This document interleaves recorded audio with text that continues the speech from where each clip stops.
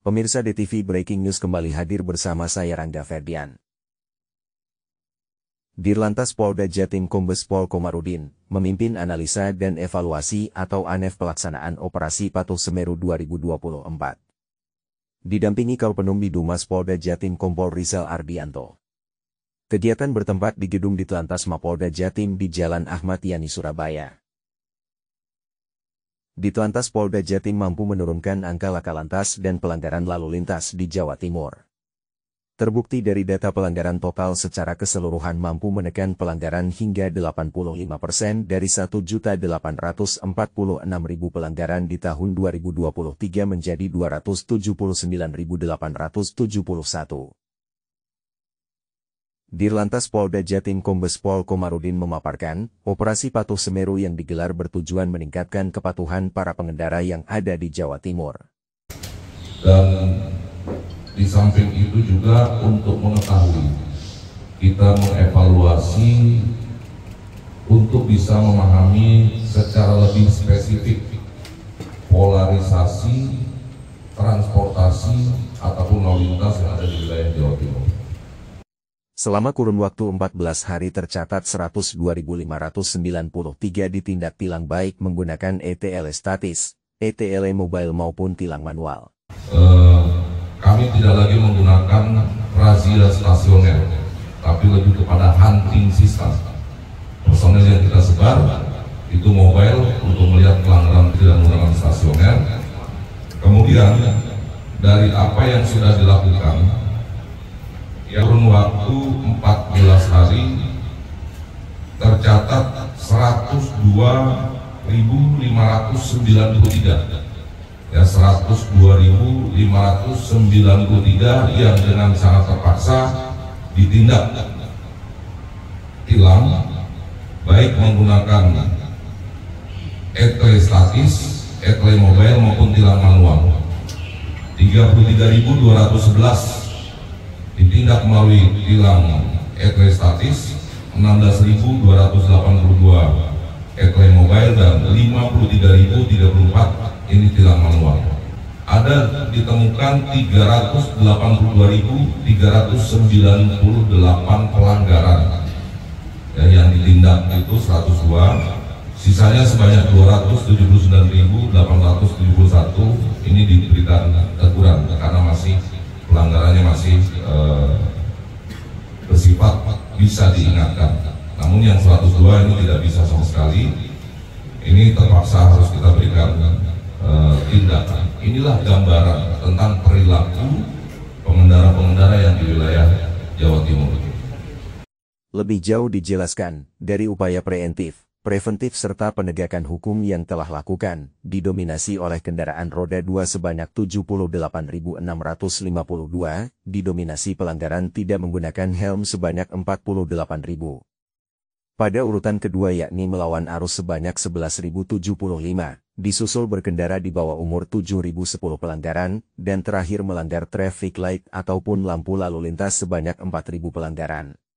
Dan dari upaya preventif serta penegakan hukum yang telah kita lakukan didominasi oleh kendaraan roda 2 sebanyak 78.652 pelanggar kendaraan roda 2, didominasi oleh pelanggaran tidak menggunakan helm. Urutan kedua pelanggaran ini sebanyak 48.000. Kemudian urutan kedua melawan arus sebanyak 11.075. Kemudian berkendara di bawah umur, ini juga masih ditemukan anak-anak yang di bawah umur membawa kendaraan sepeda motor sebanyak 7.000 pelanggaran, 7.010 pelanggaran, dan yang terakhir melanggar traffic light ataupun lampu lalu lintas sebanyak 4.000 pelanggaran untuk roda 2. Kombes Komarudin menjelaskan, untuk roda 4 tercatat 23.875 pelanggaran, didominasi pertama menggunakan kendaraan tidak menggunakan safety belt atau sabuk pengaman, urutan kedua masih banyak pelanggaran roda 4 melanggar lampu lalu lintas sebanyak 3.831 pelanggar. Kemudian tercatat 1.839 melawan arus. Menurutnya, secara umum total pelanggaran 1.904.996 pelanggaran di tahun ini 382.398 pelanggaran. Roda 4 tercatat sebanyak 23.875 pelanggaran. Didominasi yang pertama, ini juga budaya kita yang terkadang masih lupa, didominasi menggunakan kendaraan tidak menggunakan lampu lalu lintas. Ini di urutan kedua sebanyak 3.831 pelanggar. Kemudian juga masih ada pengendara kendaraan roda 4 dengan tercatat 1.839. Ini melawan arus. Ya, jadi kendaraan roda 4 saja masih berani melawan arus. Bisa dibayangkan betapa besar resiko yang diakibatkan. Kemudian korban meninggal dunia tercatat 18 orang, turun sebanyak 67% dibandingkan dengan tahun 2023. Kemudian luka berat masih sama dan korban luka ringan juga turun sebanyak 21%, sebanyak 1.012 orang untuk luka ringan. Ini rekan-rekan capaian dari pelaksanaan operasi patuh. Tentu di balik angka-angka ini banyak hal yang harus dicermati, banyak hal yang harus disadari oleh seluruh pengguna jalan. Disebutkan oleh Kombes Komarudin, ada 5 Polres dengan tingkat kecelakaan tertinggi: Polres Sidoarjo, Jombang, Polrestabes Surabaya, Tuban dan Malang. Kecelakaan terendah Polres Sampang, Pasuruan Kota, Tanjung Perak, Probolinggo Kota dan Batu. Namun untuk Tanjung Perak menduduki ranking 1 tingkat fatalitas tertinggi. Jadi jumlahnya memang sedikit, tapi yang meninggal dunianya 2 dari 4 kasus kecelakaan selama operasi, 2 diantaranya meninggal dunia. Jadi itu secara tingkat fatalitas. Di Telantas Polda Jatim juga menjadi catatan kendaraan yang terlibat kecelakaan masih diduduki roda 2 sebanyak 927 pelanggaran, kemudian mobil barang 146 kendaraan, angkutan barang disusul mobil penumpang 108 dan terakhir bis 15 kasus. Artinya, faktor kecelakaan 99%, penyebab utama kecelakaan human error disusul faktor kendaraan dan sarana jalan. Kendaraan yang terlibat kecelakaan masih diduduki roda 2, 927 kendaraan yang terlibat roda 2, kemudian disusul mobil barang. Nah, ini juga catatan untuk para pengusaha angkutan truk, para pengemudi truk. Jadi selama operasi terdapat 146 kendaraan angkutan barang yang terlibat kecelakaan. Kemudian disusul mobil penumpang sebanyak 108. Dan kemudian yang terakhir bis 15 kasus atau 15 bis. 9%.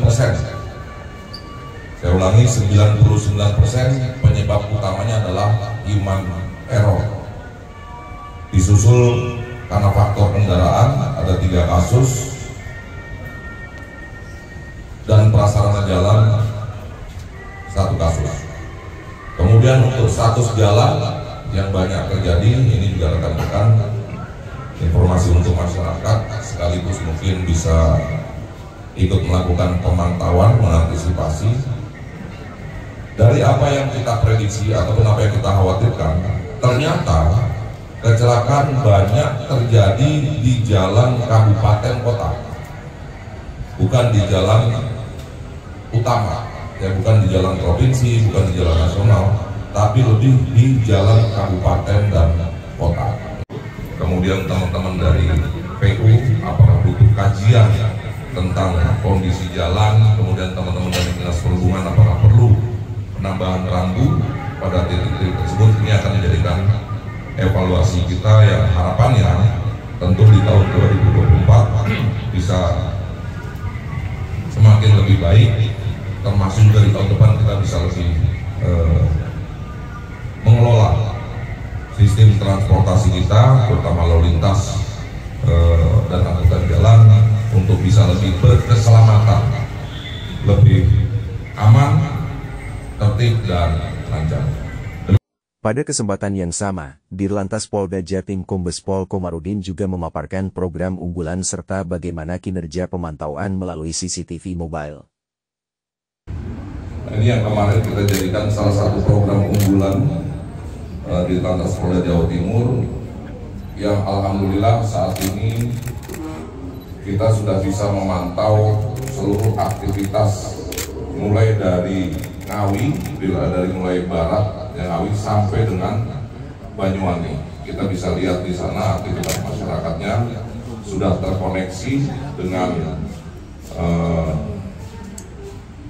banyak kamera, 1051 kamera CCTV, kemudian juga 78 kamera mobile yang ada di wilayah kita atau yang terpasang di kendaraan-kendaraan kita.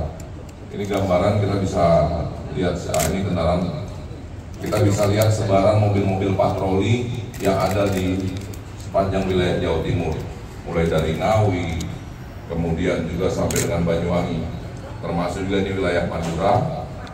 Ya, kita sudah bisa pantau, inilah keberadaan kendaraan kita.